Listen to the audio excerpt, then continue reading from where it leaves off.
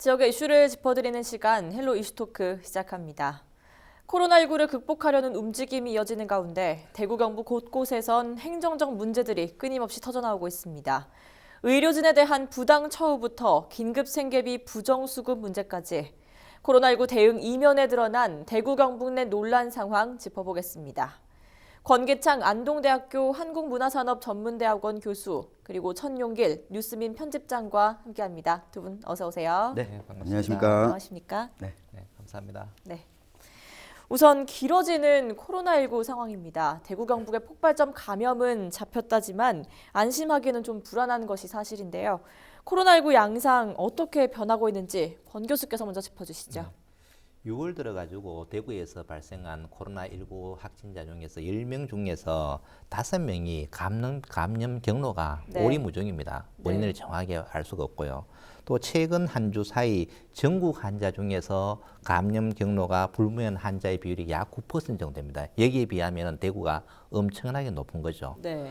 그래서 한동안 대구에서는 증상이 없고 또 전파력이 약한 사람들이 있어가지고 좀 안정적인 단계로 들어가느냐 좀 이렇게 안심도 했었는데 또 전국적인 추세가 또 이렇게 가니까 지금 상당히 좀 불안한 이런 상황이 되고 있고요. 네. 또 더불어서 또 현재는 방역을 통해 가지고 좀 많은 예방 활동을 하고 있고 사회적 격리에서 또 생활 속의 거리 두기로 점차 안정을 찾아가는 분위기. 그래서 대구 동산병원도 이제 일반 환자들도 받고 있고 또 특히 코로나19로 인해 가서 노약자들을 위한 그 지하철을 별도로 운영을 했었는데 경로 우대칸도 이제 해지를 하고 이제 서서히 안정적인 추세로 가고 있는 이러한 상황입니다. 네, 이 가운데 대구시는 다시 뜨거운 감자가 됐습니다.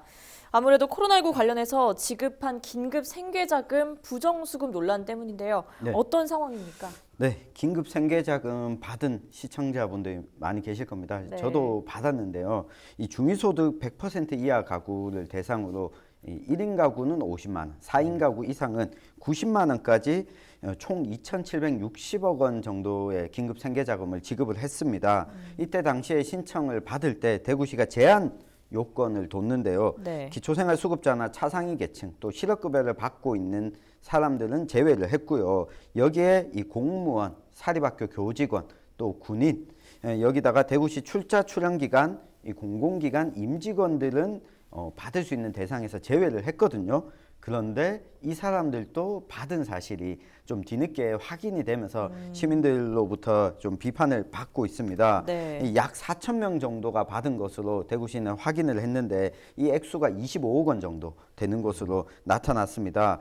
이처럼 처음부터 공무원이나 이런 공공기관 직원들 못 받게 신청을 막아놓으면 되지 않았냐 하실 수가 있는데 이 당시에도 공무원인지 공공기관 직원인지를 거르려면 이 사전 정보가 있어야 됐거든요. 네. 대구시장이 4월 7일에 긴급 생계자금 관련 브리핑을 하면서 이 정보를 확인하고 다시 필터링 하는데 한 달 정도의 시간이 걸린다. 네. 그렇기 때문에 우선적으로 지급을 하고 이후에 환수 조치하겠다. 일단 이렇게 하지만 신청은 하지 말아달라.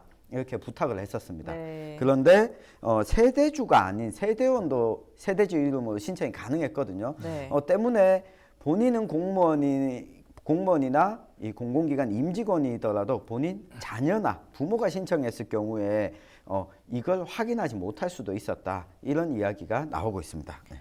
네, 어쨌든 대구시장이 좀 확인을 했던 부분이 있었군요. 네. 네, 근데 대구시가 이래서 적극 해명에 좀 나서기도 했습니다. 어떤 입장입니까? 그 대구시의 해명 자료에 따르면은 네. 지자체의 권한과 책임으로 이제 결정이 됐고요. 또 지급 대상과 방식도 각 지자체마다 서로 조금 다르게 결정이 됩니다.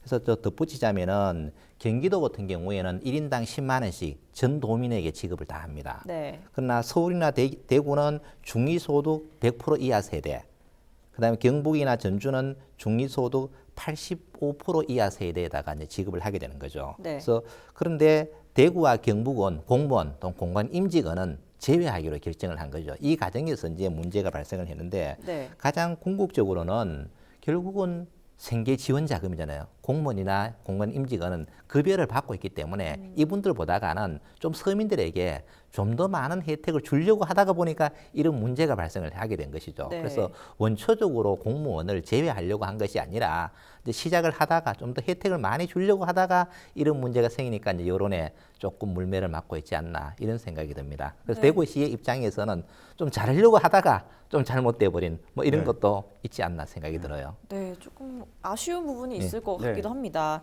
앞서 대구시가 긴급 생계자금으로 집행하지 않은 금액이 150억 정도 된다는 사실이 또 알려지기도 했는데요. 이 부분이 시민단체의 질타를 받기도 했습니다. 이 부분이 좀 어떻게 해결할 계획인지 네. 선 기자께서 취재한 내용 좀 알려주시죠. 네, 사실 이 내용이 먼저 알려지면서 공무원들이 이 긴급 생계자금을 받았다라는 내용이 뒤이어서 알려지니까 당연히 화가 날 수밖에 없는 거죠. 네. 왜냐하면 돈이 남았는데 당시에 1인 가구에 대한 기준치가 너무 높았기 때문에 한 달에 1년에 약 200만 원 정도를 소득을 갖고 있으면 1인 가구는 생계자금을 받지 못했거든요.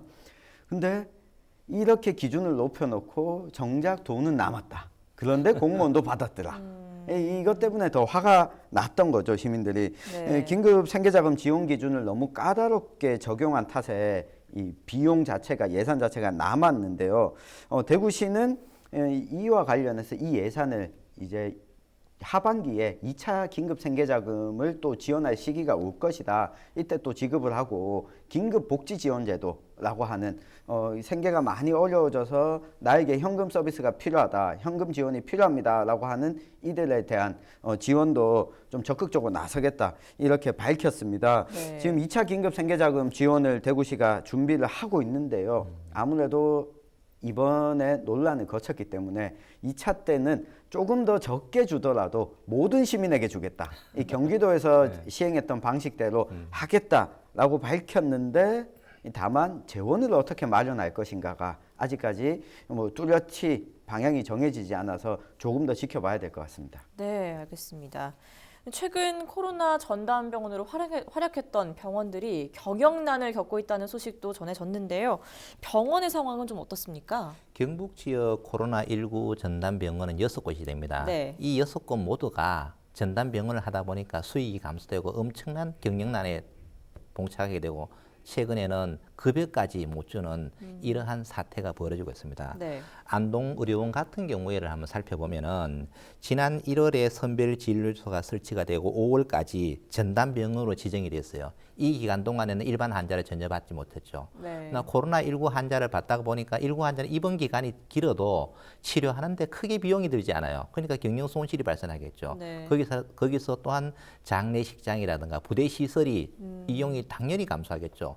이와 같은 심각한 문제가 생기고 있고요. 그래서 보건복지부에서는 4월이나 5월에 걸쳐가지고 1, 2차에 어떤 손실금을 지원했지만은 추가 지원이 이루어지지 않고 또 당초에 약속한 대로 전액을 좀 지원하는 했는데 그 지원 금액도 좀 미비한 상황이고 네. 김천 같은 경우에는 김천의료원과 영주 상주 적십자병원 같은 경우에도 마찬가지 이런 상황이 벌어지고 특히 상주 적십자병원은 이제 급여를 주지 못하는 이러한 애로사항도 지금 현재 있는 걸로 알고 있습니다. 네, 좀 심각한 상황인데 그 중에서도 지금 영주 적십자병원은 정부 지원을 약속했던 보전금을 놓고 오히려 영주 시민의 부담을 가중시킨다는 이야기도 있었거든요. 네. 이 논란은 좀 어떻게 개선될 전망입니까? 네, 쉽게 말하면 이 영주 적십자병원은 지은 지가 얼마 안 됐습니다. 네. 그러니까 정부에서 손실금을 지원해 주던 것은 이전에 병원에서 냈던 병상당 이 단가에 맞춰가지고 이 보전을 해줬거든요. 근데 영주 적십자병원은 운영된 지 얼마 안 됐다 보니까 이 단가가 상주 적십자병원에 비해서도 이 터무니없이 낮게 책정이 됐던 거죠. 이 구체적으로 금액을 좀 살펴보면 정부가 그동안 영주 적십자병원에 지급했던 이 계산급이 6억 원 정도인데 실제 병원에서 추산한 계산급은 4배 이상 많은 26억 원 정도거든요. 그러면 20억 원 정도가 영주에서는 더 손실을 보고도 보전받지 못한 금액인 거죠. 2018년 7월에 개원을 했고 어떻게 보면 운영한 지 1년이 조금 지나지 않아서 이 코로나19 사태가 터졌고 이 코로나19 환자를 치료하는데 적극적으로 나섰는데 이 보상을 제대로 받지 못했다. 예. 이 병상당 단가를 상주적십자병원은 19만 원 정도로 측정을 했고 영주적십자병원은 8만 원 5천 원 정도로 적용을 했다는 게 이 병원 측의 설명입니다. 네. 게다가 영주 시민들이 왜 부담을 떠안게 됐냐. 영주적십자병원은 이 대한적십자사와 영주시가 운영 적자의 50%씩을 반반 부담하게 되어 있거든요. 네. 그만큼 적자 폭이 커지면 적십자사가 부담하는 비용도 크지만 영주시가 세금으로 부담해야 되는 비용이 더 커집니다. 네. 때문에 영주적십자병원은 이 대구 지역 코로나19 확진 환자까지도 치료를 했거든요.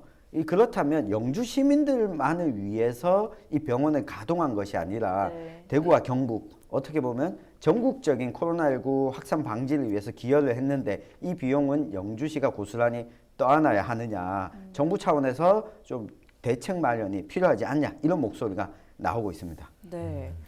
그럼에도 이제 거듭 아쉽다고 평가되는 부분이 대구 경북 간호사에 대한 처우 문제가 아닐까 싶습니다. 3차 추경에서도 반영이 되지 않았고요. 이후에도 이렇다 할 대책을 내놓지 못하고 있다고요? 예, 대구 시내 그 10개 종합병원 소속 간호사가 약 3,200명 정도 됩니다. 네. 이들 모두가 위험수당을 전혀 받지 못하고 있었죠. 외부에서 대구로 지원을 한 간호사들은 첫날은 15만 원, 둘째 날부터는 하루 5만 원씩 위험수당을 받았어요. 네. 그러나 대구 지역에 소재하는 간호사들은 대구 지역에서 일한다고 해서 주지 않는 거죠. 좀 형평성에 또 문제가 있는 것 같고요. 네. 또 특히 기술 업무 수당에 해당하는 전문직 수당조차도 외부에서 파견한 교사는 하루에 5만 원 정도 줬는데 대구에는 가격 그대로 1만 5천 원. 이걸 합치면 한 달에 한 200만 원, 300만 원 정도가 되는 것 같아요. 네. 그래서 이런 문제들이 해결을 해야 되는데 보건복지부에서는 해결을 하겠다고 약속을 했었죠. 네. 그러나 또 여러 가지 이유를 들어서 또 해결을 못하고 있고 또 대구시에서는 이들에게 돈을 주려고 하니까 수당을 전체 합쳐보니까 약 한 311억 원 정도가 필요해요. 그래서 대구지 자치 예산으로는 좀 수행하기가 참 난감한 실정이 있는 거죠. 그래서 네. 중앙정부에서 지원하지 않고서는 대구시가 직접 해결하기가 상당히 어려운 것 같아요. 그러나 간호사들 입장에서 보면은 똑같이 위험을 무릅쓰고 똑같이 일을 했는데 외부에 온 사람은 돈을 받고 지역에서 일한 사람을 돈이 받지 못한다. 그러면은 열심히 일하고 뭔가 대우를 좀 받아야 되는데 오히려 고통만 남는 네. 이러한 문제가 생긴 것 같습니다. 네, 그렇군요. 이런 좀 어려운 상황에서 수당 마련 대책을 세우기는커녕 대구시가 의료진 격려 행사를 기획해서 또 한 차례 논란이 됐습니다. 이것도 무슨 이야기입니까?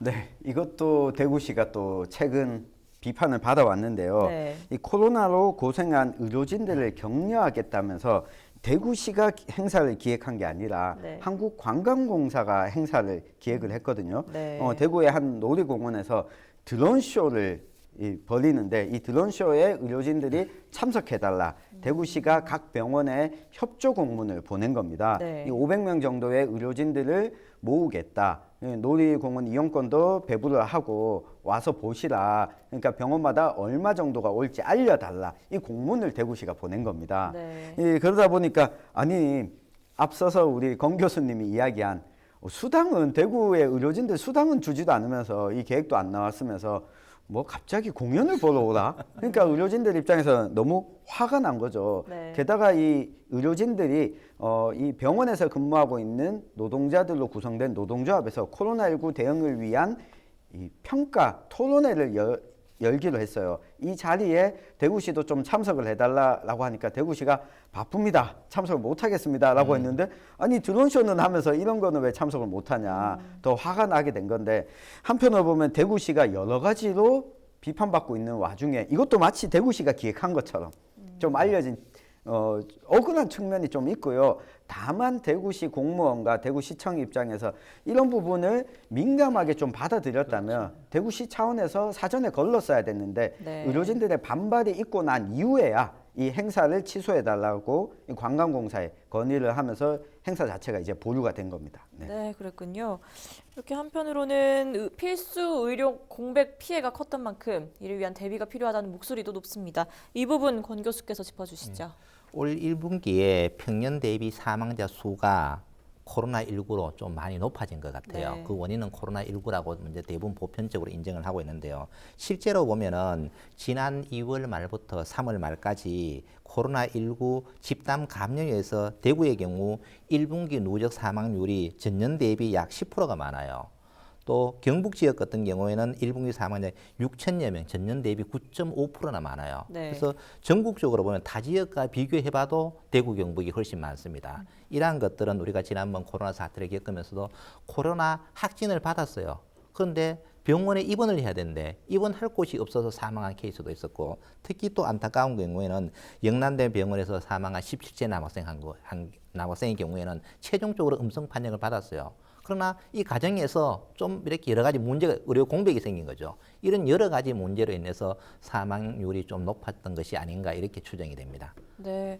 지금 코로나19 상황이 길어지면서 경제와 문화, 사회 전반적으로 우울감을 더하는 소식들이 시민들의 심리 상태를 악화시키고 있는 것 같습니다. 대구 경북의 불안과 우울 정도가 심각하다는 결과가 있었던 만큼 심리치료에 대한 부분도 좀 살펴볼 필요가 있을 것 같은데요. 어떻게 좀 보십니까? 네, 그 코로나19 확산 초기부터 대구시에서도 이 부분을 좀 대비를 했습니다. 그래서 설치했던 것이 통합심리지원단이었습니다. 네. 이 시민들의 상담을 좀 비대면으로 진행을 하면서 우울감이나 이런 부분들을 극복할 수 있도록 지원하겠다라고 했는데 네. 대구 시민 10명 중 6명이 일상생활에서 좀 무기력증을 겪고 있거나 또는 이 코로나19 장기화로 인해서 코로나 블루, 네. 우울감을 느끼고 있다. 이런 결과를 내놨습니다. 이 메르스나 경주, 포항 지진 당시보다 더 비율이 높게 나타났다라고 하는데요. 그런데 여기서 한 가지가 최근에 저도 안타까웠던 소식이 있었는데 우리 대구 경북 지역은 아닙니다만 네. 이 학교에 가지 못하기 때문에 학생 한 명이 다른 자신을 돌보는 부모가 없기 때문에 결국 혼자서 극단적인 선택을 했다. 그러니까 학교도 가지 못하고 대면할 수 있는 사람이 없다 보니까 네. 우울감에 경제적인 어려움까지 겹쳤던 거죠.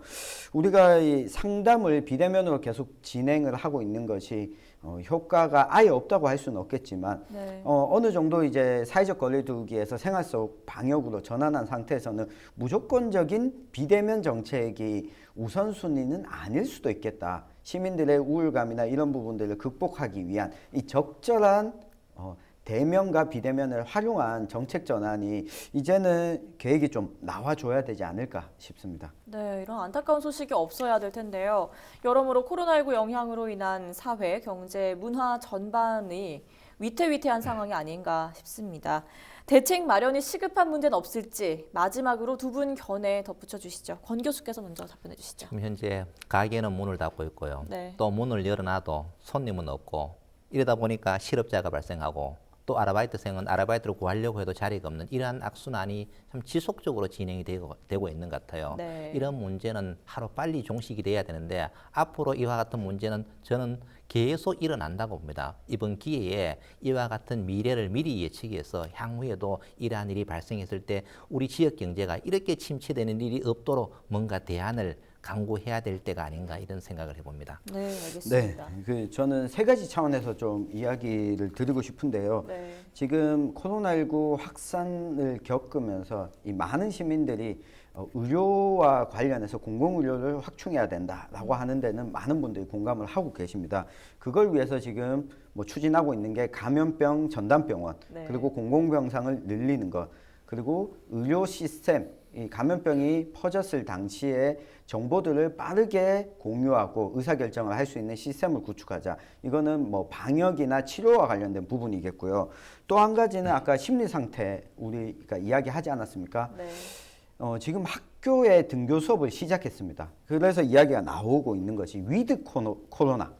그러니까 우리가 코로나를 걸리자라는 게 아니라 이 코로나와 함께 하면서도 정상적인 일상을 영위하면서 이 방역을 할 수 있는 것들을 이제는 좀 해야 되지 않냐. 지금 학교에서 확진 환자가 나오게 되면 학교 이름을 막 공개하고 저 학교에 문제가 있다고 이렇게 몰아갈 것이 아니라 빠르게 발견되면 치료를 하고 그 다음엔 안정적으로 또 생활을 할 수 있도록 지원하는 것이 필요하겠고요. 세 번째가 이 경제적인 부분과 관련해서 이 사회적 약자에 대한 경제적 위험이 더 크다라는 사실을 우리가 깨달았으니까요. 이 코로나19 사각지대에 있는 분들에 대한 경제적 지원, 직접적인 지원들을 우리 사회가 함께 좀 만들어 가주길 기대해 보겠습니다. 네, 말씀 잘 들었습니다. 두 분의 최종 의견까지 들어봤고요. 이 시간 헬로 이슈토크에서는 코로나19 대응 이면에 불거진 대구 경북의 논란 상황 짚어봤습니다. 오늘 함께해 주신 두 분 말씀 고맙습니다. 고맙습니다. 네, 감사합니다.